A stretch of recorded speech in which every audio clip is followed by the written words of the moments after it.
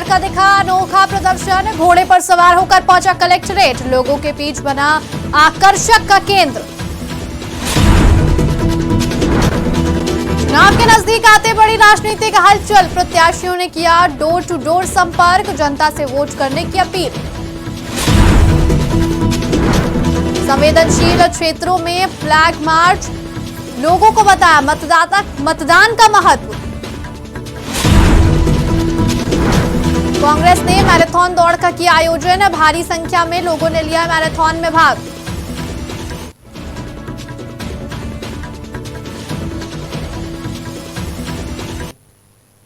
नमस्कार, मैं हूं आपके साथ नबीला उरूज और आप देख रहे हैं आज की खबर। रुक करते हैं छत्तीसगढ़ की तमाम बड़ी खबरों की तरफ। सरगुजा जिले के तीनों विधानसभा के भाजपा प्रत्याशियों ने रैली निकालकर सामूहिक नामांकन दाखिल किया और इस दौरान कला केंद्र मैदान में आम सभा का आयोजन भी किया गया, जिसमें पूर्व मुख्यमंत्री झारखंड व भाजपा प्रदेश अध्यक्ष बाबूलाल मरांडी मुख्य अतिथि के रूप में शामिल हुए। नामांकन दाखिल करने के आखिरी दिन राजनीतिक दलों की भीड़ देखी गई। वहीं विधानसभा के कांग्रेस प्रत्याशी पंकज सत्यनारायण शर्मा भी नामांकन दाखिल करने कलेक्ट्रेट पहुंचे, जहां हमारे ब्यूरो चीफ चित्रा पटेल ने मौके पर कई मुद्दों को लेकर खास बातचीत की। आइए आपको सुनाते हैं। ग्रामीण क्षेत्र जो है विकास के लिए तरस रही है, आपके क्या देखते हैं? ग्रामीण विधानसभा क्षेत्र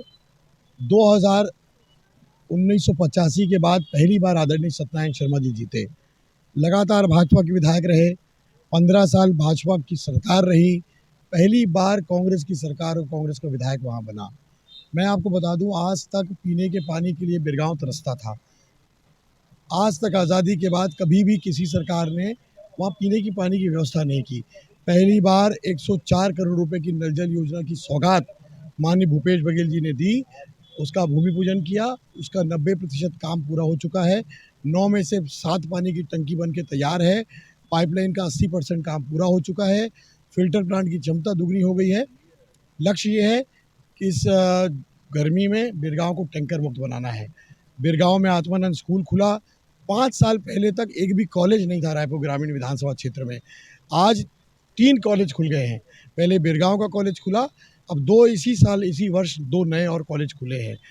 अभी आचार संहिता के बाद बिरगांव में माननीय मुख्यमंत्री जी ने ITI की घोषणा की है, ITI कॉलेज भी खुलेगा। मोआ में आत्मानंद स्कूल खुला। मोआ दलदल सिवनी मार्ग के लिए लोग परेशान थे, पूर्ववर्ती सरकारों में फाइल फेंक दी जाती थी, उसका कार्य प्रगति में 25 करोड़ रुपए का कार्य वो स्वीकृत हुआ है। अमलीडी देवपुरी मार्ग के लिए कभी पिछली सरकारों ने काम नहीं किया, 9 करोड़ का काम पूरा हो चुका है। बोरिया खुर्द कांदुल दतरेंगा मार्ग में प्रभारी मंत्री जो थे, जिसने व्यक्ति ने कांदुल गांव को गोद लिया था, रोड की कई बार घोषणा की, कार्य नहीं हुआ।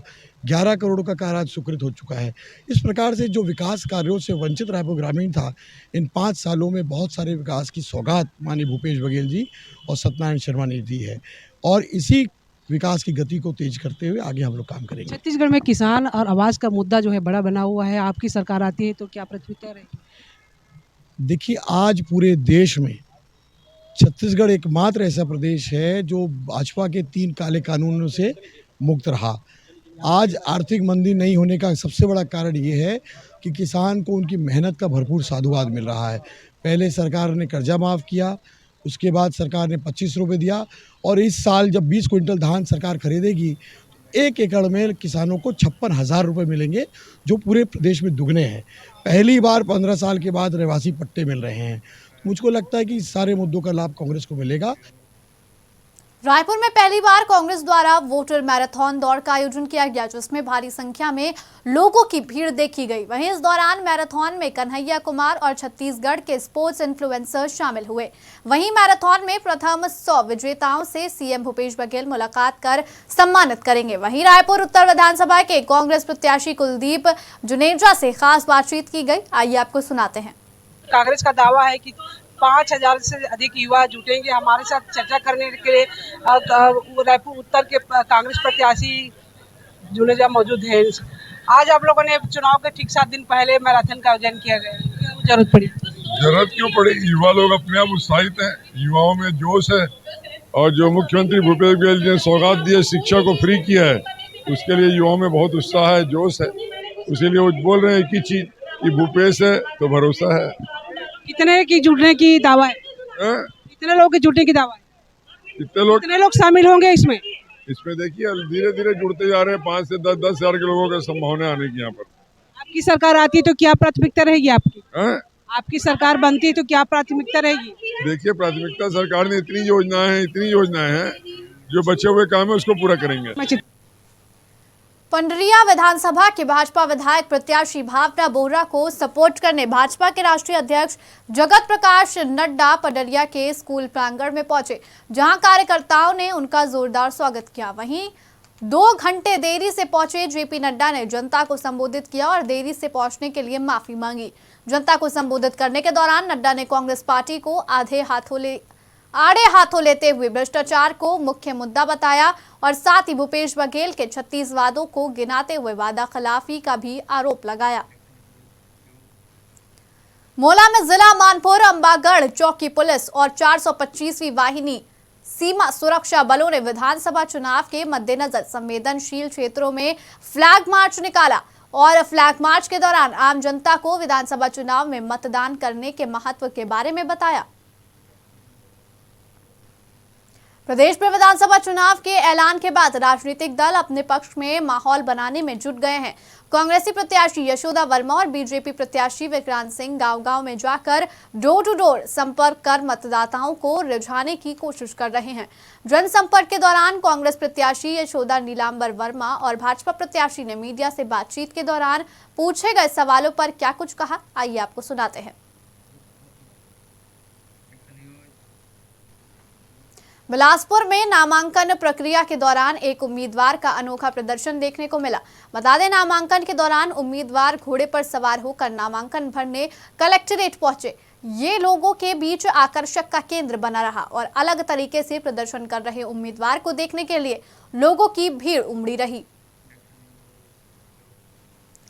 बिल्हा विधानसभा क्षेत्र के कांग्रेस प्रत्याशी सियाराम कौशिक ने बिलासपुर निर्वाचन आयोग आकर अपना नामांकन दाखिल किया है। साथ ही उन्होंने इस बार बिल्हा की जनता से आग्रह किया है कि उन्हें भारी मतों से जीत दिलाएं, जिससे कि संपूर्ण बिल्हा का विकास उनके द्वारा किया जा सके। साथ ही उन्होंने भूपेश सरकार पर विश्वास करने की बात कही। निश्चित रूप से हम आदरणीय छत्तीसगढ़ के मुख्यमंत्री भूपेश बघेल जी के नेतृत्व में चुनाव लड़ने जा रहे हैं और पूरे छत्तीसगढ़ भूपेश है तो भरोसा है। उन्होंने किसानों के हित में जो कदम उठाया, 5 साल तक उनको निर्माण किया। 2100 रुपये क्विंटल देने वाले फिर खा गए और 2500 क्विंटल वाले फिर राज करेंगे। कोटा विधानसभा क्षेत्र से जोगी कांग्रेस की विधायक प्रत्याशी रेणु जोगी ने अपने कार्यकर्ता के साथ आकर बिलासपुर कलेक्टर ऑफिस में नामांकन दाखिल किया। साथ ही उन्होंने बताया कि 4 साल से जनता उन पर विश्वास कर रही है और इस साल भी जनता उन पर विश्वास कर भारी बहुमत से विजय दिलाएगी। साथ ही कोटा विधानसभा क्षेत्र में रुके हुए कार्यों को पूर्ण करने की भी बात कही। जी, मैं कोटा से जनता कांग्रेस छत्तीसगढ़ से चुनाव लड़ रही हूँ और मुझे लगता है कि कोटा क्षेत्र मेरे लिए एक परिवार की तरह है और मैं उनकी माँ समान हूँ। तो विगत 4 वर्ष 4 बार उनकी विधायक रही हूँ और आशा करती हूँ कि जो स्नेह, आशीर्वाद और सद्भाव, प्यार उन्होंने मुझे पिछले 4 बार दिया है, इस बार भी ईश्वर की कृपा बनी रहेगी और उनका प्यार, आशीर्वाद मेरे साथ रहेगा जनता का, ताकि जोगी जी की अनुपस्थिति में मैं जो कार्य अधूरे रह गए हैं उस क्षेत्र के उसे जी मैं बिलासपुर के कांग्रेस विधायक प्रत्याशी शैलेश पांडे ने बिलासपुर निर्वाचन आयोग पहुंचकर अपना नामांकन दाखिल किया है। साथ ही शैलेश पांडे ने बिलासपुर की जनता को ये विश्वास दिलाया कि अगर एक बार फिर उन्हें बिलासपुर का विधायक चुना जाता है तो आने वाले समय में बिलासपुर में रुके हुए जितने भी कार्य हैं वो उनके द्वारा पूरे किए जाएंगे। सब वरिष्ठ नेता, हमारी पूरी पार्टी, सेवा दल, हमारी मेन कांग्रेस, हमारे महिला कांग्रेस, हमारे युवक कांग्रेस, NSUI, हमारे सभी जो संगठन है उसके साथ ही आज रैली निकालकर नामांकन बड़े उत्साह और हर्ष के साथ आज नामांकन जमा करने यहाँ पर हम लोग कलेक्ट्रेट पहुँचे हैं। आप बोलते बोलते सेठ जी से फिर आपने नाम बदल दिया, आपके मुँह में भी सेठ जी है। मैं समझता हूँ कि एक्चुअली वो सेठ ही हैं और 15 साल वो सेठ रहे। एक काम नहीं किया 15 साल में। योजनाएं मनगढ़ंत बनाते रहे, मुंगेरी लाल के सपने बिलासपुर की जनता को दिखाते रहे, बिलासपुर की जनता की आंखों में धूल झोंकते रहे।